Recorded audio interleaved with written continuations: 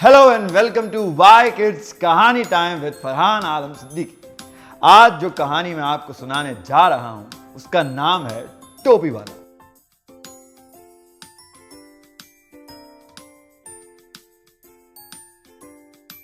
तो कहानी कुछ यूं है कि एक दफा एक टोपी वाला अपने घर से निकला कुछ टोपियां बेचने के लिए।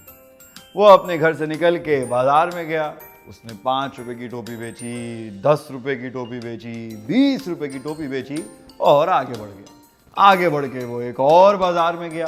वहाँ पे उसने और टोपियाँ बेची और वो टोपियाँ बेचते बेचते एक जंगल में निकल आया। जंगल में निकला तो वहाँ पे भी उसे कुछ लोग मिले राह चलते हुए, जिन्होंने उससे 1, 2, 3 टोपियाँ खरीदी। टोपियाँ बेचते बेचते बेचते बेचते वो थक गया। थक के वो एक दरख्त के पास बैठा। उसने पानी पिया और सोचा कि मैं थोड़ा आराम कर लेता हूँ। आराम करने के लिए उसने दरख्त के साथ टेक लगाई तो उसे नींद का एक झपका आ गया। वो सो गया। जब वो सोया तो दरख्त के ऊपर बैठे हुए बंदर जो थे उन्होंने उसकी टोपियाँ देखी। उन्होंने देखा कि ये टोपी बेचने वाला तो सो गया है, क्यों ना नीचे जाके इसको तंग किया जाए। तो बंदर सारे दरख्त से नीचे उतरे। नीचे उतर के उस टोपी वाले की टोपियां ली, सर पे पहनी और फिर दरख्त पे चढ़ गए और चढ़ के बैठ गए।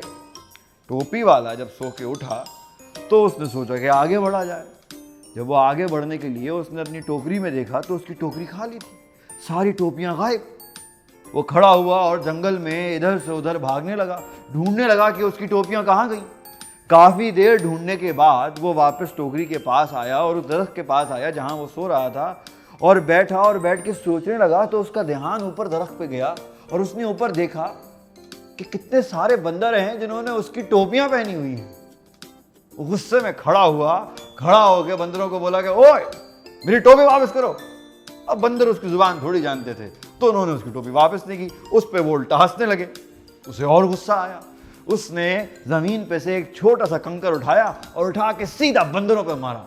बंदरों ने भी दरख्त पे से जितने भी केले लटके हुए थे वो तोड़े और सीधा टोपी वाले को मारे। टोपी वाले ने देखा कि जैसा मैंने किया वैसा ही बंदरों ने किया, तो क्यों ना इस तरीके को इस्तेमाल किया जाए और बंदरों से टोपी हासिल की जाए। तो टोपी वाले ने अपने सर पे रखी हुई टोपी उठाई, हवा में उछाली और फिर पहनी। बंदरों ने भी अपने सर पर रखी हुई टोपी हवा में उछाली और फिर पहनी।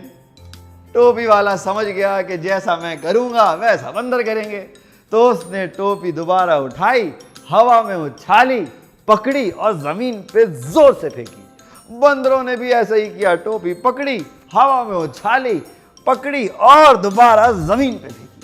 टोपी वाले ने जल्दी जल्दी सारी टोपियां जमा की, टोकरी में रखी और बंदरों को हंसता हुआ देख के अपने घर को रवाना हो गया। कहानी से हमें क्या समझ आता है? तो बच्चों, इस कहानी से हमें यह समझ में आता है कि हमें हमेशा गुस्सा नहीं करना चाहिए, हमें अपना दिमाग इस्तेमाल करना चाहिए।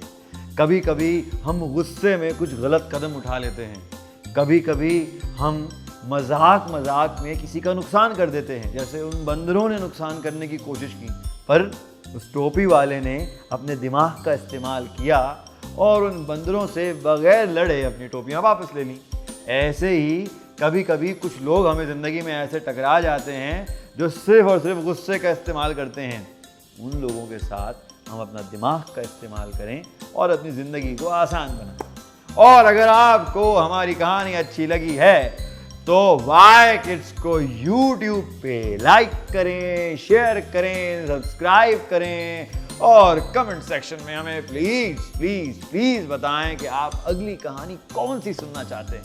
थैंक यू एंड आदाब।